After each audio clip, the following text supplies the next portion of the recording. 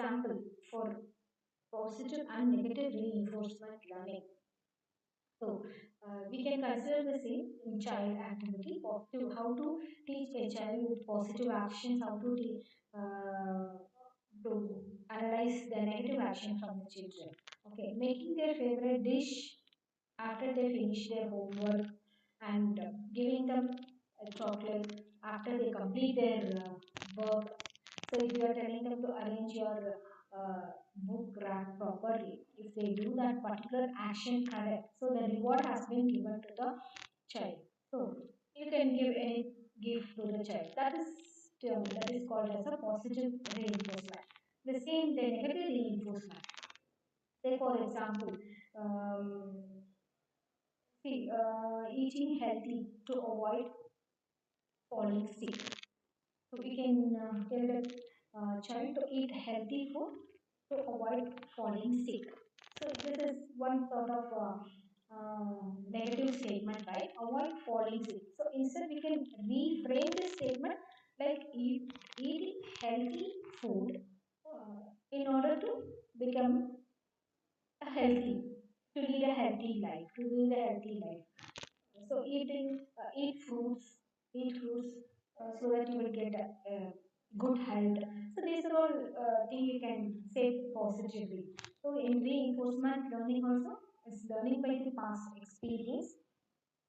Okay, so there will not be any data set to train the model. Only thing the model has to learn from the past experience.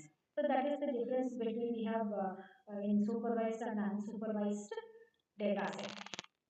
Okay, so some of the reinforcement learning use cases are video games, resource management, robotics, text learning.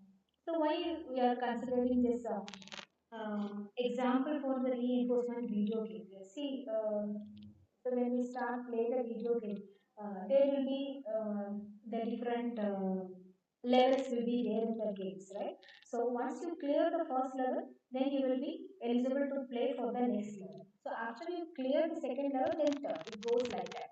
So in order to complete the game, we should clear all the levels. So what is the benefit that the player will achieve? So when you play the second level, you will apply the steps that you have learned from the previous level. That the positive moves, for example, in chess, if you can take the positive moves or the best moves played against the opponent.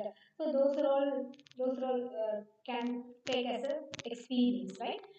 So then, so almost all the gamings we can consider as an example for reinforcement learning. Then robotics. So robotics also.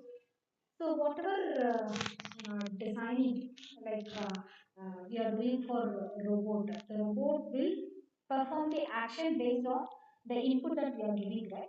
So that is learn by experience, learn by experience. So these are all some of the use cases for reinforcement learning.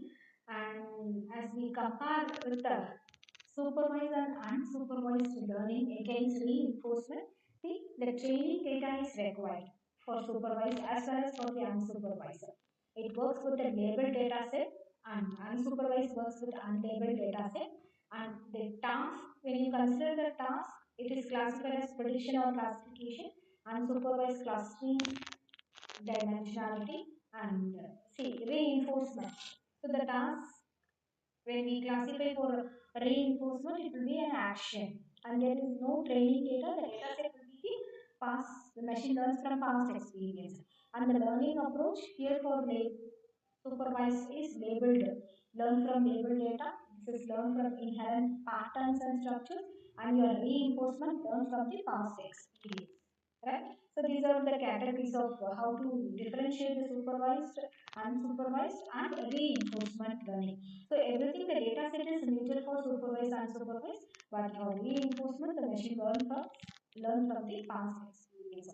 So the algorithms or examples here: supervised linear logistic regressions, k-means clustering, hierarchical, here decision tree, support vector, random forest, so many examples. principal component analysis, and we can take for reinforcement as game-based applications like video games or many games are there, right? So many gaming-based applications we can consider for reinforcement learning. So these are the applications, quite well-known application for machine learning. We all know virtual assistant. It is working based on natural language processing in all social media stuff, social media, sentiment analysis, filtering spam, like spam filtering, image spam filtering comes under the classification, right? In supervised learning classification. So we have to classify the mails, spam mails or important mails will be classified. This is one of the application. Transport also, like autonomous vehicle. You can take autonomous vehicle system as an example for this transport, and for financial sectors like e-commerce application, algorithmic trading, portfolio management, fraud detection. So many applications. Machine learning plays a vital role in almost all over this application, healthcare application, and e-commerce like customer support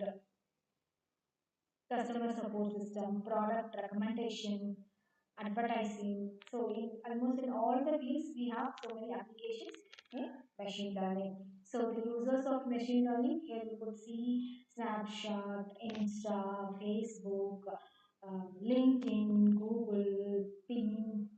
So almost in everywhere the AI and ML application you can see here.